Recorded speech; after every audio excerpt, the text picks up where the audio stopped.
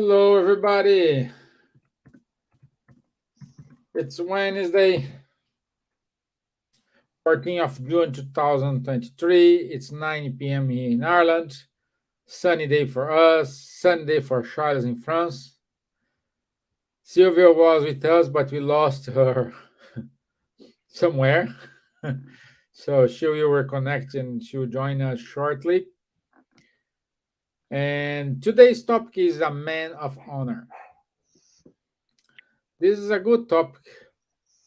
It's kind of connected with our last week's topic, which was racism. So let's understand what it is a man of honor, what make a man of honor. So, bonsoir, Charles. Bonsoir, Stevan. Hello, good morning, good afternoon, good evening, everyone. Very happy to be here again and talking about this man of honor or the good person, which is giving some basic hints of what we should watch, what we should cultivate, what we should develop, what we should avoid, and so on, in order to go slowly but surely towards freedom, Yeah. towards happiness. Sorry. So that's it. I think it's a good text. I'm reading it regularly again and again because it's helping every day. And we will try to share a little bit about this with you tonight. Yeah. So that's oh yeah, okay. Yeah, Silvia's back. Okay, Miss Gibbons, welcome back. Hello. I'm sorry, everything went dead. Oh, Yeah, took a good to bit have to you get. here. I'm How are back you, my now. dear? Hello, hello. Good evening, everyone. I'm good. I'm good, thank God. Yes, and hope everyone is good too. Today we're going to discuss a very special point, I think, and it would be nice if people could, give questions and join in the conversation. So nice to see both of you, Charles and you, Stephen. And especially now this time of the year that it's 9 o'clock and it's still daylight, so it's really nice. So, boa tarde a todos. Hoje nós vamos falar num assunto bem especial, que é um homem de honra, bem um assunto tópico do momento, inclusive. Um grande abraço. Okay, okay. So let me prepare the video Ok. here. I will do this. Let me share.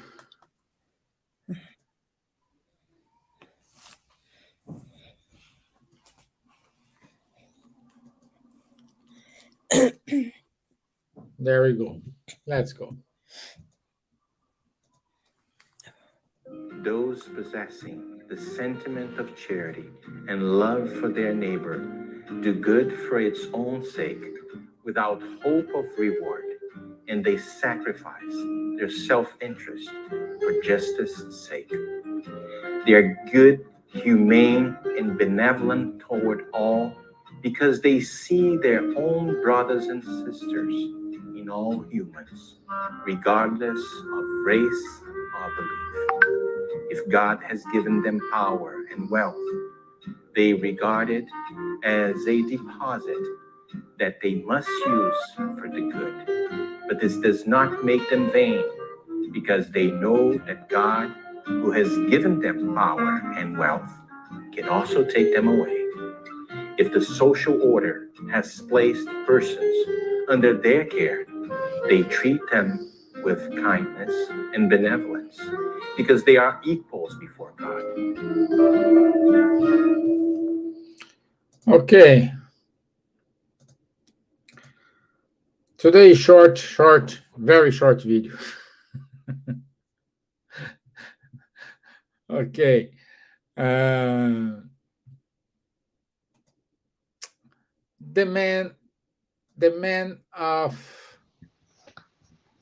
honor, or a man of honor. we do have many passages, like in Bible, we can go to Luke 6:43 to 45. We have in the Spirit's book, question 918. We have the Gospel according to Spiritism, chapter 15, item 10. And we have some other books psychographed by Chico Xavier and many others. So this is a routine topic. And it's a kind of bit sad because even though we have this written to us, like it's in the Bible for 2000 something years ago, in the Spirit's book since 19th century, books of Chico Xavier in the 1940s, but we still didn't understand, or we are kind of blind because it's just follow what is written there. It's just try to understand what it is and apply in our life, but we still haven't achieved the goal. I cannot say we are not progressing, because yes, we do progressing. For some at slow pace, for others in a fast pace. But I believe we are kind of far from the ideal goal. And Charles, in order to clarify here, what it is a man of honor? Wow. That's a good question, but very open. So I will try to start answering a little bit. You just exactly told us, we know it since 2000 years, we know it since more accurately since 150 years, and even more repeated one more recently. Yet I think the situation of the humanity has improved a little bit since 150 years, let's say so.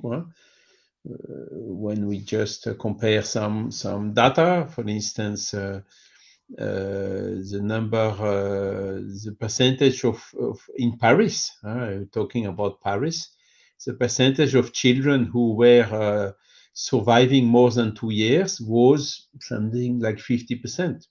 Today it's 97, 98%. So a lot of things have improved. Yet there is still a lot of violence, there is still a lot of injustice, there is still a lot bad, a lot of people which are lacking necessary, whilst you have some others who have more than superfluous stuff. So and also we get now more recently some warnings, as I repeat several times, from our mother, the nature. I don't know if we say mother nature in English as well. Here in French we say la mère nature, because it is our house, and we have no plan B, at least for the corporeal life. Okay. And I was commenting just before the life with Stevan here in where the region I'm living. It's now 1 month without one drop of water, and everything which was quite, let's say so, normal 4 weeks ago is now completely dry. The grass is yellow, a lot of things. And we will have more and more to get used to this type of situation, which are in fact on just a consequence of the abuses I just told about. Our way of life is too high. We cannot continue. It's not sustainable. We cannot continue like this, and we have to think now to change. Okay, so our world, which is based on the consumption and the growth and so on, with a lot of selfishness and pride, is not sustainable.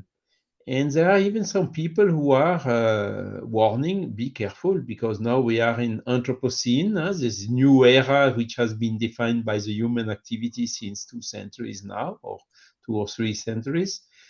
And if we continue living like we live, some people are warning, will humanity survive to this global warming, to this greenhouse effect, and so on?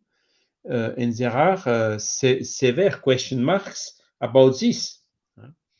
But we as spiritists, we have a good answer since 2000 years, reminded 150 years ago. If we change selfishness and pride by making efforts to turn into good persons or men of honor, we will easily survive to whatever difficulty will come in this century, because we are talking in this century. Okay, so the sustainable future will be for men of honor or for good persons. Okay, so what are the good persons? The man of honor is the man which is complying with the laws of justice, love, and charity in his highest degree of purity. Doesn't mean to be perfect, because perfect is only God, but making efforts to be just, equitable, to love our neighbor, and also to be charitable, not leaving anyone outside. So these values have really now, we will be obliged, if we want to survive on this planet, at least in the incarnated state, we will now be obliged to change slowly but surely from the selfishness and pride to this man of honor or the good person. So that's just to introduce the subject. Thank you. Very well, thank you. Good evening, Silvia Souza. Good evening, Marco. Good to have you both. And we do have more people online. Let me see if I can see. Yeah, no, I cannot see. I can see we have more people online. So, and again, if you guys have any questions about today's topic, please feel free to write down your message on the comment box, and we will try to answer your question.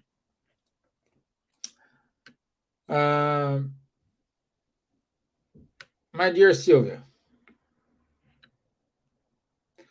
what is missing? What is the part, or what is the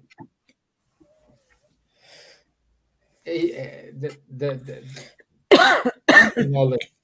What is the misunderstanding why it is so difficult for us to do something that is already written? It's easy, clear, well written. There is no catch. There is no nothing, and we still cannot do it.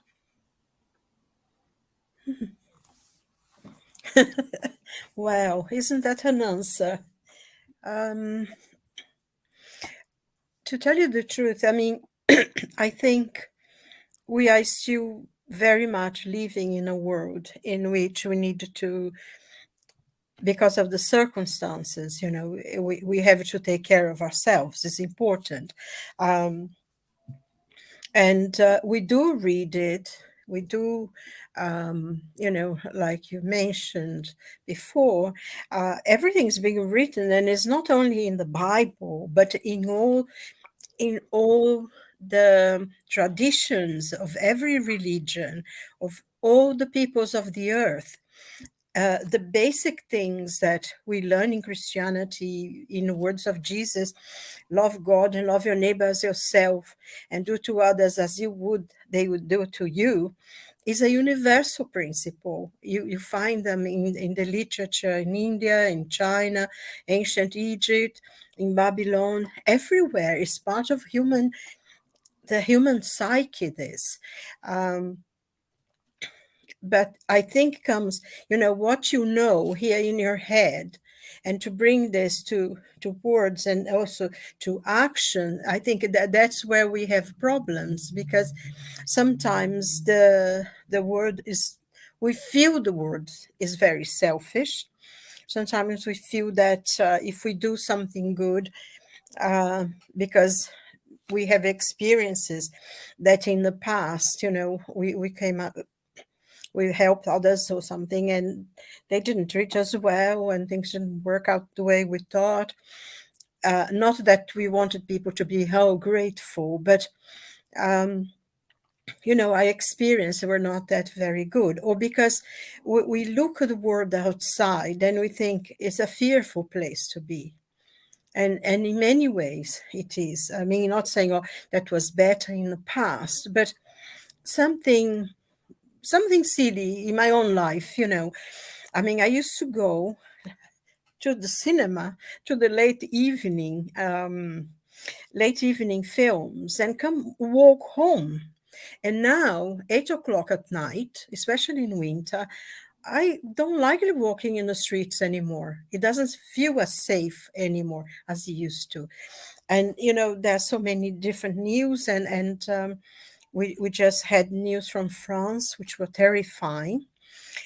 And someone, maybe a copycat here in England, in Nottingham, and a lot of people were killed by someone just going berserk in the streets and killing people. So we see this and we fear, and I think that's one of the things that we become fearful, and because we do that, we go back, and we take care of our family, our friends, and the world outside. We forget about it. But I think that's exactly the opposite that we should do. When the world seems so bad, is when we should go out and join other people and try to do the very best we can to show the different perspective. I remember hearing a story once, someone I knew, and they were in a street somewhere in Brazil, actually in Rio, and they saw somebody being mugged. And the little boy, my friend was with his son, who at the time was 5 years old or 6. And he said, "Daddy, why this happened? Why did he attack the other person?" And he said, "Because he doesn't have God in his heart." And the little boy, he was a little clever little one. He said, "But how can I put God in my heart? Do I have God in my heart?" And he said, "Well, we have to think what the things we do that makes us feel that God is in our heart, so we can live as if He's there, And I always remember that he told me this story a long, long, long time ago. But I think more than ever, that's what we don't have. We don't have God in our hearts. What we have is, I think one of the things, personally, I feel, I may be wrong, I'm not saying, but I feel there is an alienation now. Everyone is on their phone.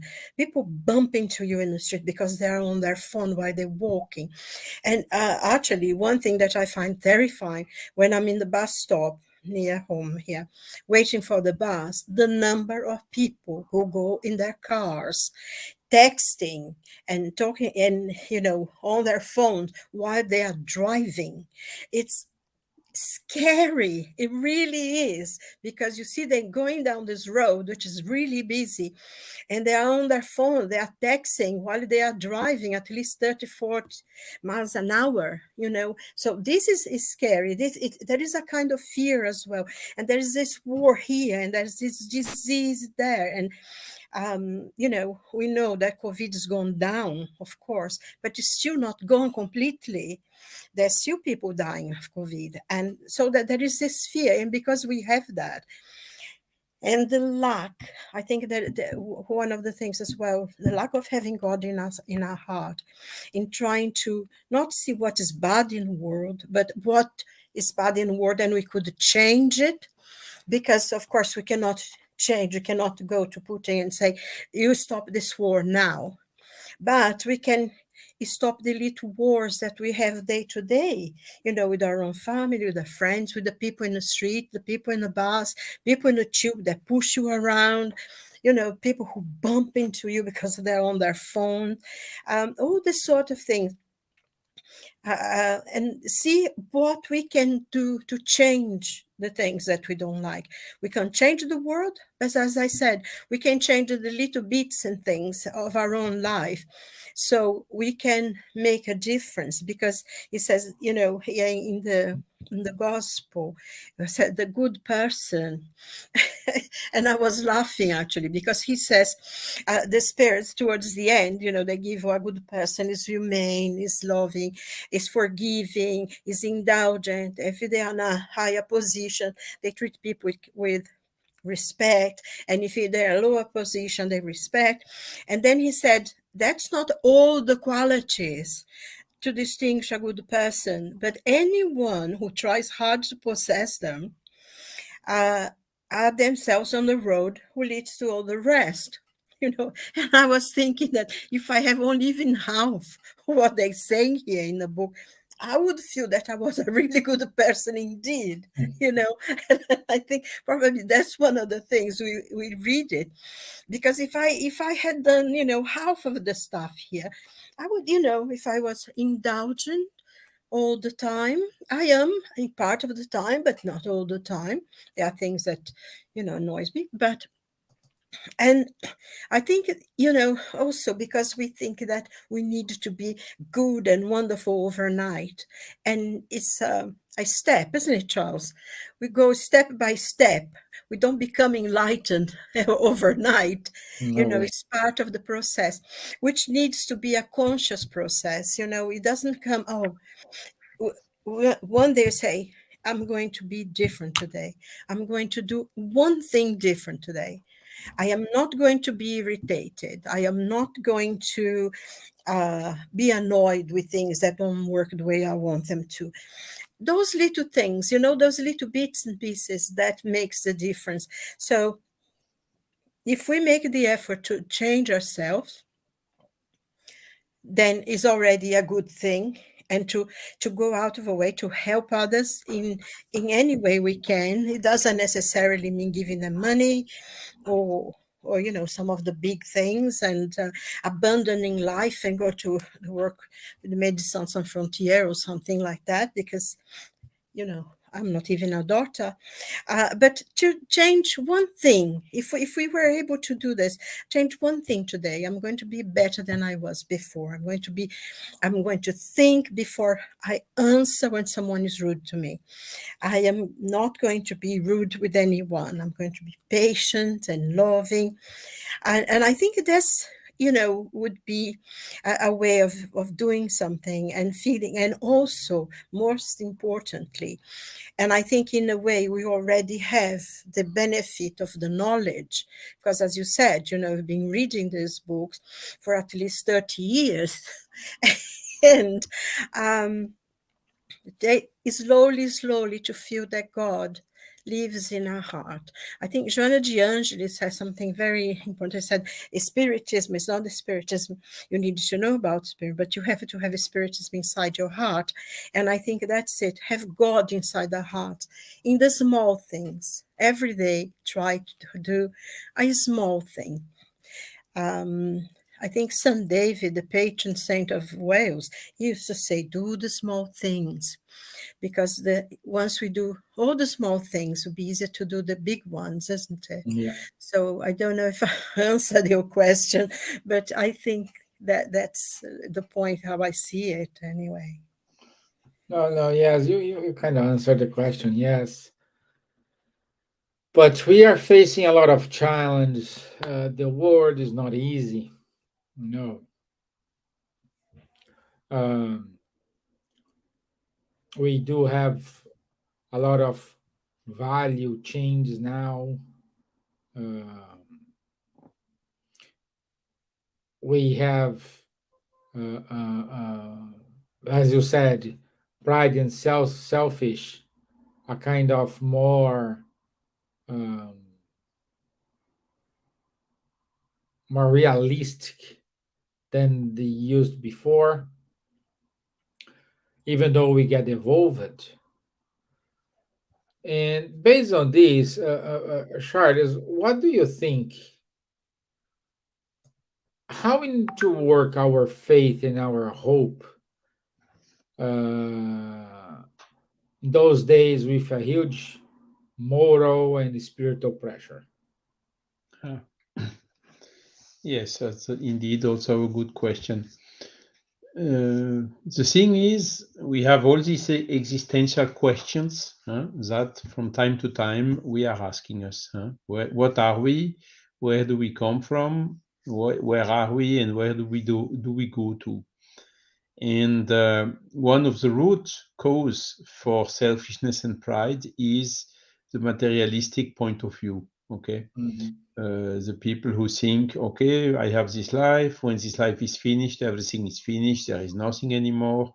So let me enjoy as much as I can this life whilst it is here, even without caring about our neighbors. Okay. So the highest stimulant for selfishness and pride is this materialistic point of view. Okay. And the Spiritism is bringing, of course, a spiritualistic point of view and clearly saying opposite values, stating and demonstrating in a reasoned way, in a logical way, based on facts, that we have a soul, that this soul survives to what we call the death, and that this soul is progressing towards perfection, towards this man of honor. Now, a lot of people which are in this material comfort, which also are hearing suffering the influence of some leaders, political leaders, union leaders, or whatever other type of leaders, towards which are somehow manipulating us, exciting our selfishness. And this happens everywhere. I think it's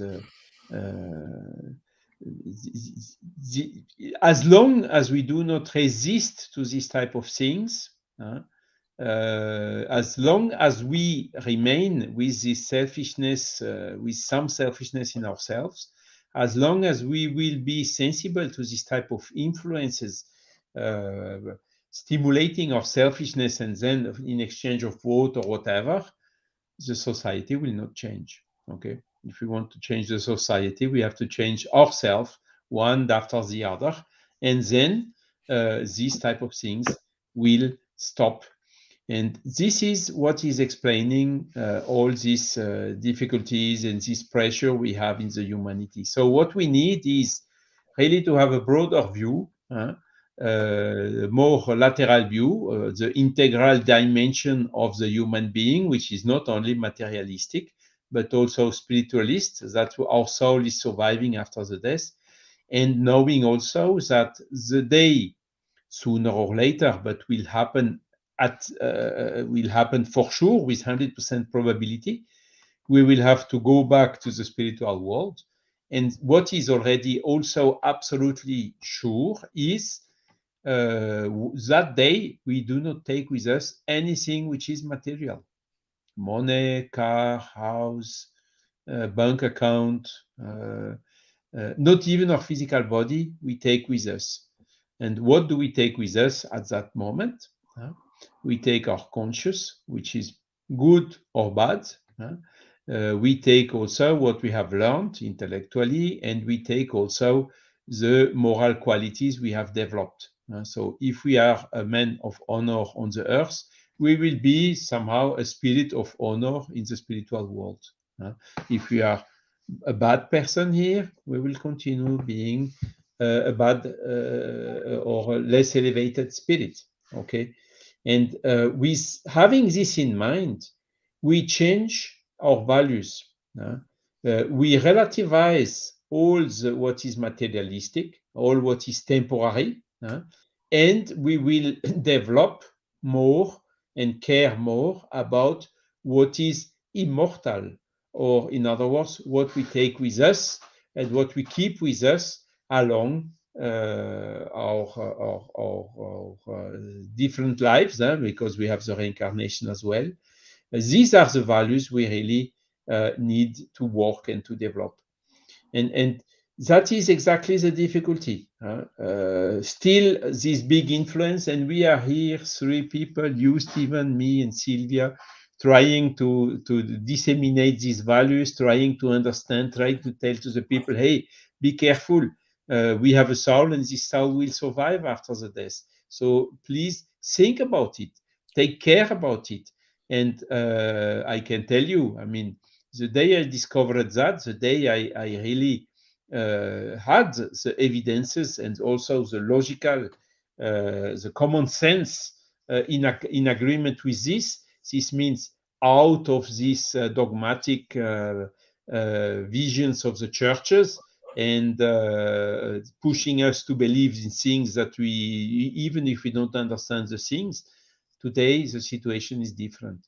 I believe in those, that I have a soul because I understood it, because it makes sense, because it corresponds to the facts we are seeing.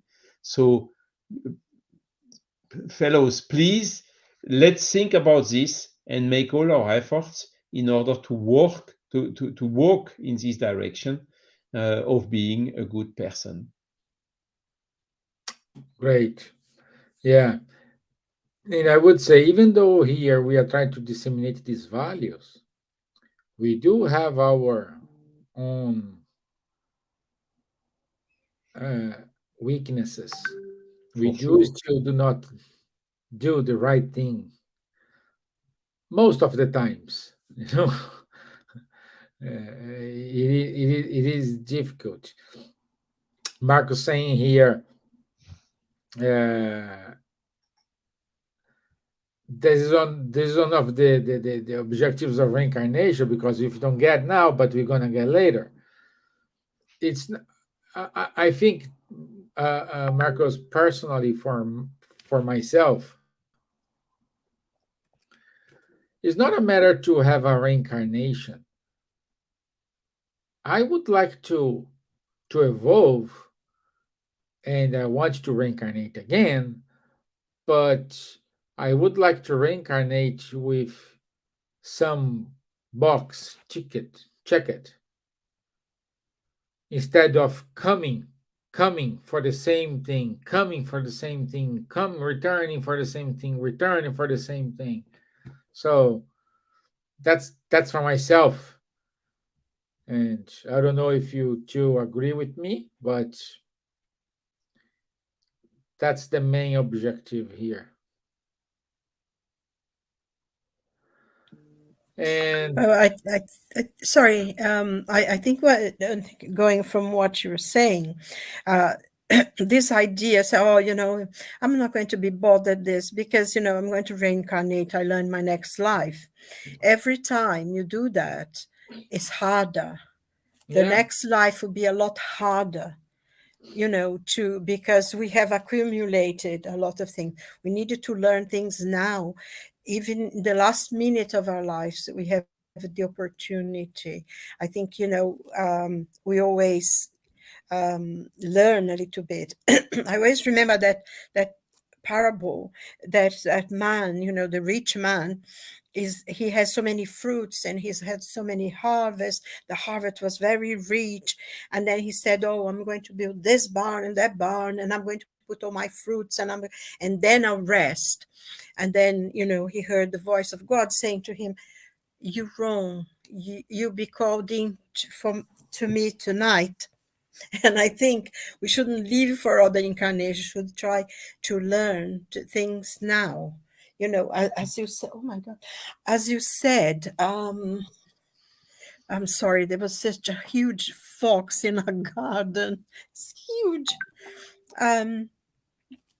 What we need to learn to do, and to do our very best now. I think I personally feel that one of the big problems we are having now, not only the question of having God in our heart and the understanding, but also I think there is a lot of to do with the fall of the family, the community. We used to be, I think this globalization, as they call it, instead of unified, I think separated us more, because people used to be a lot more concerned. I remember here in England, really a few years ago, if you saw the milk bottle outside of somebody's house, and the next day there was another one, even the milkman would knock at your door and say, it's the second day here, the milk is outside, what's happened to this person? And usually had the key for your next door neighbor, or you would know, they said, they were away, whatever, something happened. But we don't have those things anymore. We don't know our neighbors, because people come in, close the door, and some people are quite they don't like to know your next door neighbor. Even families now. I know someone who within the house sends messages to the children, and the children send the message to the parents by phone in the same house while they still indoors. I find this, I'm sorry to say, preposterous, because talk to each other. And I think this goes out into the street as well, because we are alienated from one another now in many ways. And we need, again, to have that sense of family. We have to have our sense of community. And that's how we start to have a better world, a better life. Is to be concerned about someone. If you don't see your neighbor for some time, go and knock at the door, even if they're not very nice.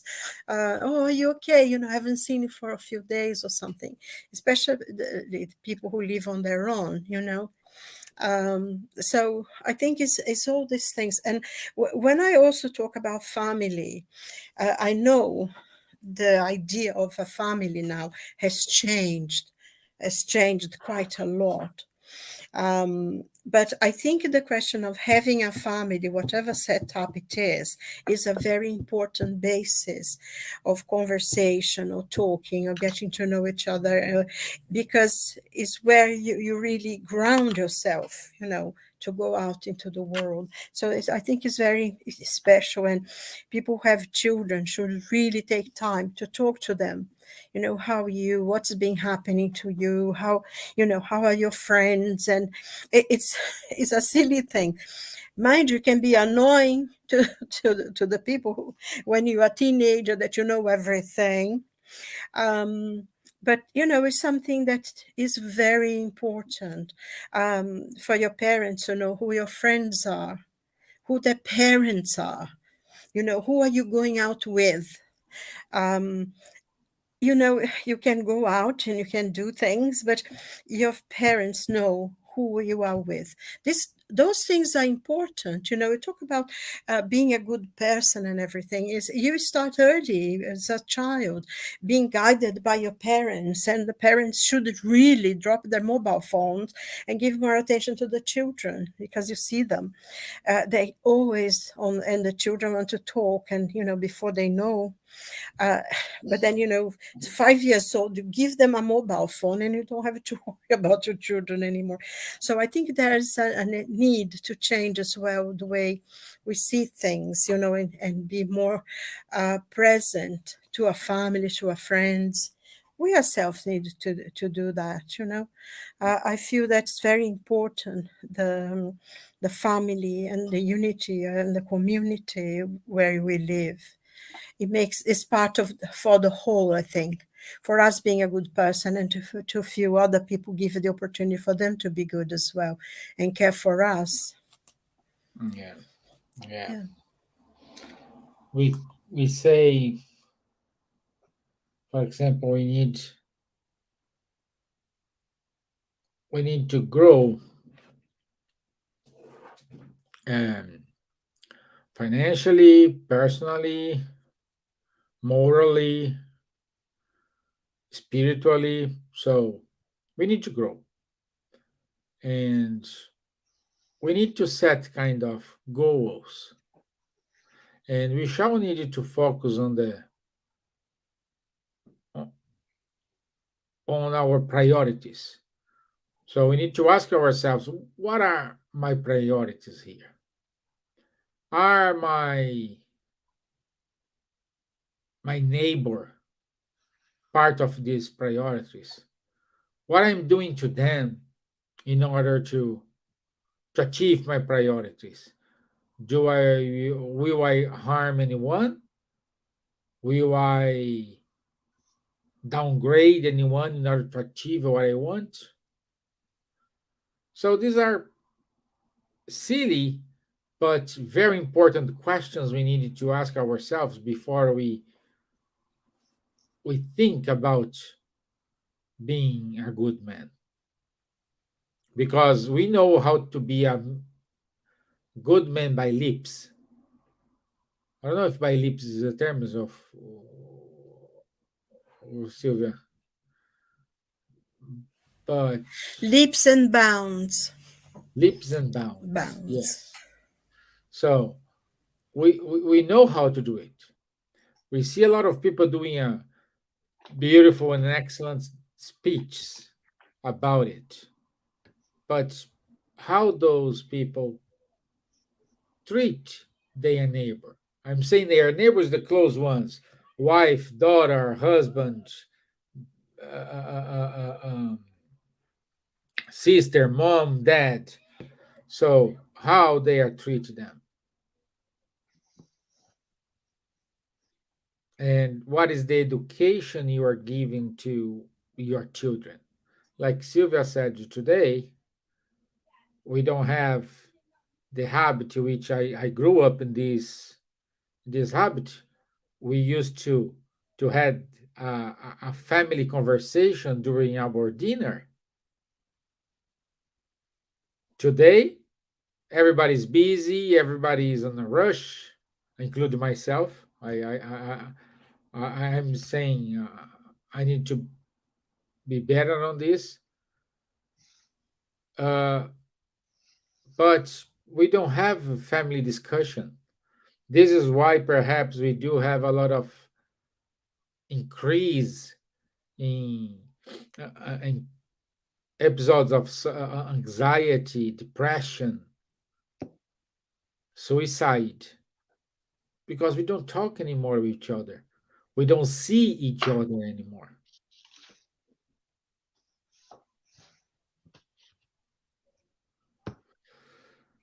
So, uh, Charles, do we have anything in the gospel or in the Spirit's book?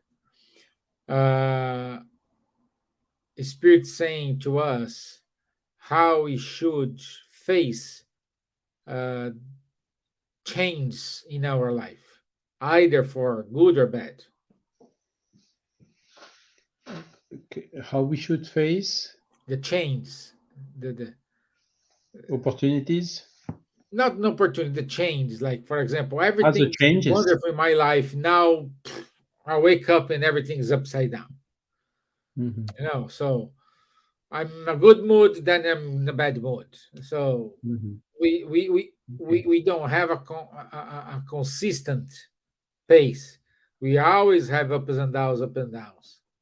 So, do Yeah. we have anything in the spiritism literature, uh, any advice, anything to help us to know how to deal with it?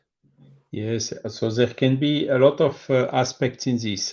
First is our own mood. Whilst we are not perfect, sometimes we have bad thoughts, and then we are trying to catch up and having better thoughts and so on.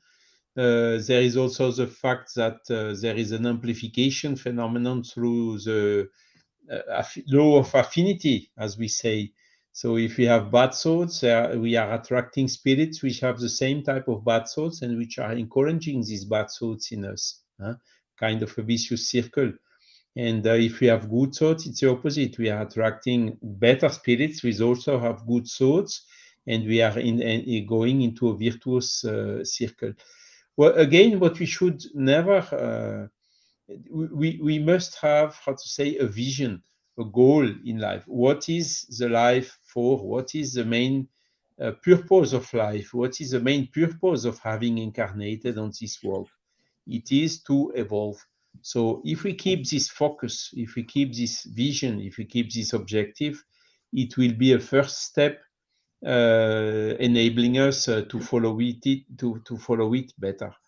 And we know also that when we have some downs, let's say some, even not depending on us, difficulties in life or material point of view or whatever, these are exactly, how to say, we should see them as opportunities for changes or for growing, okay? Like the pandemic, the COVID. COVID was seen as, how to say, a pain by a lot of people. Of course, there were a lot of people suffering, a lot of people died also, but also a lot of people took the opportunity, took it as okay, let's now stop a little bit, think about what are the main goals and main visions, open a little bit or deploy the antennas in order to get inspired differently. And a lot of people took decisions to change in their life and to change how in better.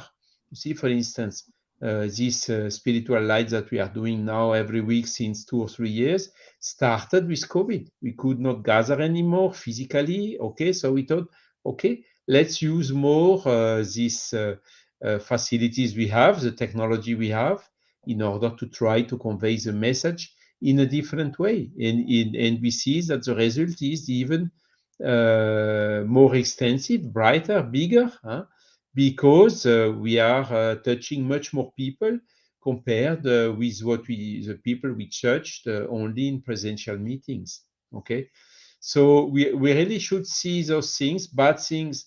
One day it's raining, the next day it's sunny again, then the next day it's raining again, and it's night, and the next day it's day, and then no, all is like this in the circle in nature, and keeping the goal. We are here incarnated in order to become better, in order that every day we are a little bit better than the day before. So we should. This helps us to make it to put it in practice, even if again it's not just like done in a finger click or in 2 minutes. So that's it. And I think one of the biggest thing we have to understand is the word abnegation. We should really, and this is one of the main quality of the virtuous, of the man of honor, is he is preferring the justice and the interest of the collectivity before his own interest. So if he has to sacrifice something of his own interest in order to have benefit for the community, he will do it. This is called abnegation. It is called disinterestedness as well. doing good for the sake of doing good, not for calculating to get any reward or any advantage out of it. No, it's just doing good for the sake of doing good.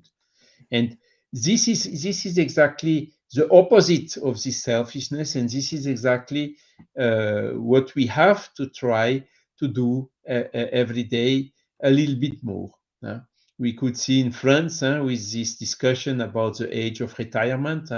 Okay, there are some circumstances in life where we have to tighten a little bit more the belt, and you saw the reaction. So this is, I think, through understanding better this abnegation, that the collective interest must come before our personal interest, because it's only through collective interest that our personal interest will at the end be served. By understanding this, it will also help us in order to walk slowly but surely towards these virtues. Great. Great. Yeah, my friend, it is. We need to. You said something very good, because we are not doing good just because of, oh, I need to do good because otherwise I will not evolve. So we have a special guest today. Say hi to Charles and Silvia. Hello. Welcome. Hello, hello. How are you? Yeah, so Silvia, good question. If I'm doing good, because this doesn't matter, I know I needed to do good. I don't do good this by heart. I don't do good without uh, self-interest. Is there any value in this type of goodness? Um, well, I think the law says that we should do good for, as Charles said, for the sake of good. But every good that we do is good. If we're helping another person because we are relieving their pain and their needs, in any way that we help, even though we want to show that we are helping, you are helping someone. Of course, the benefits that you get out of it, outside of being generally acknowledged that you are a good person, which doesn't necessarily mean you are. But the important thing is that you are at least doing something good, because the gospel teaches us that not doing anything, good or bad, you're not doing good. You need to do good. So, of course, in the measuring of the advantage that we get ourselves, if we already acknowledge that you are good, then you are already acknowledged. We won't receive that much from God. But the persons who are being helped are being relieved, whatever difficulty they are, is not the same, but it is always good anyway. I think just one point that Charles made, which I thought was very important, that he said earlier on, because in all these things that we are living in this life, there is only one really that we should concentrate mostly, is that we don't even own our own bodies. Our spirit will go, we will die. If you are the owner of Amazon, or if you're a homeless man in the street, probably you would be better off if you were a man in the street. Every single person will die, will leave their physical body behind, and their spirit will be released through what we call the process of death. And I think the more you have to hold you on back here, is the more you have to suffer in letting go of it. So I think one of the things we really needed to concentrate on is in our spiritual life. We needed to dedicate ourselves to do, good in a sense, because we can only take with us what we have done that was good, that was positive, that was helpful towards others, because that's a reality that all of us will go through. We are going to return to the spiritual world, which is our real home. And one day everything will be left behind, no matter how much you have. So the best thing is to try to share what you have already. And of course, if you have a lot of financial possibilities, good to help people, but also just sitting down with someone and listening to them complain, or saying something, telling us about their life. So that's a charity. If you just listen to someone, say, oh, I'd like to go and have a cup of coffee. Someone who doesn't have family or don't know many people, it's just helping. There is so many ways that we can be helpful, that we can be present. And maybe explaining to them about the spiritual life. They're not particularly religious or anything, but if you can put in some words that they can understand, people actually respond. So it is a way of helping. It's important, I think, to concentrate in our future lives, and it's very, very important. So I really like that point that Charles made, reminded us that even a physical body does not belong to us, let alone the rest of the stuff that we have. So yeah. And someone Yeah, who buried two friends one day after the other last week, I can really say that nothing is taken with you, just your soul. exactly. Exactly. Your soul and the values, the moral values you acquire during this life. Yes, and any good you have. I think there is a passage in the gospel here, according to Spiritism, that once you go to the spiritual world, they're not asking you what you have, what position or titles. They will say, what good did you do? you Yeah. know so that's something, helping others, really, and just for, because it helps you. It's a silly thing. Say, for instance, you see someone there, in a tube, and they're hanging, and you need a seat as well, but you feel stronger, and you give them the seat, and they take it. It makes you feel all right. It makes you feel good that you did an action that was helpful to someone. I think that the whole thing about doing good is because it makes us feel good, gives a sense of worth, and not very many things in life makes you feel worthy. And I think when you reach out to give something, the more you give, the more you receive, and that makes you feel good because gives you a sense of worth. And that's the main thing for our lives, I think. Yeah, no, no, this is very good. Thank you, guys. Do you want to add anything else, Charlie, Sylvia? Because we Now are. coming towards the end Yeah, I now. think the with all these changes which are happening, we have no other choice. So we should really go in this way, because again, we can resist not doing efforts or continuing as we always did. But if we do like that, how to say, the wake up will be more brutal. So let's get consciousness of this difficult situation on which humanity can only survive through fraternity, through benevolence, through charity, through mutual help, solidarity, and so on. And selfishness and pride must disappear, otherwise the whole humanity will disappear. And but we as spiritists and the virtuous man, or the man of honor, are optimistic. We know that the future of the humanity will be better, is brighter. It may Yeah. not come as easy, as quick as we think. It may be painful, require a lot of efforts, but what we are sure is we will get there. Together, to be Yeah, there. true. Yeah. Yeah. Very good, my friend. Thank you. Thank you very much. Good night. Thank I you. Have a know. blessed week, We need everyone. to show our announcements. Yes. Seconds. seconds.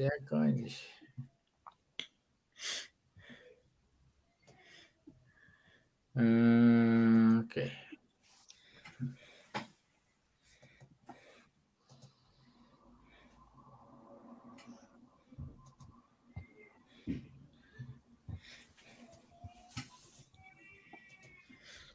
So, next week, our topic is the law of freedom.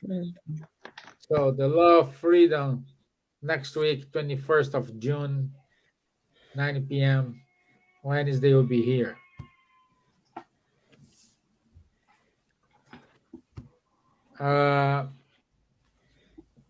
These are the contacts from our friend Fabrício Assunção. He's taking the names and he give you more details about the Spiritist Psychology Study Group. So you can be part of the group. So Of course. we can give you more details. Every Saturday, 10:30 a.m. in London time, Charles, Monir, and Guilherme Dias, they hold an online course on the Medium's book. Feel free to join. It's on Zoom meeting. Every Monday, our friend Ebony Paris, she holds a study at 8 p.m. London time about the book Astral City, Now Solar. So feel free to join her doing these studies. And every other Tuesday, Rafael Caldas and Faye Waddington, they hold their conversations on mediumship. And this is it for us, my friends. I want to say thank you, everybody, for joining us. Thank you for your time, Charles. Thank you for your time, Silvia. Pleasure. It was lovely to have you all here. De rien. Enjoy the rest of your week. Thank you. Thank you very much. And thank you, Silvia, as well, who sent us a little message there. Yeah, Have thank a you, good week, Silvia. everyone. And Thank you, have a Marco. blessed week. And next week, God willing, be together again. Thank you. Bye-bye. Bye.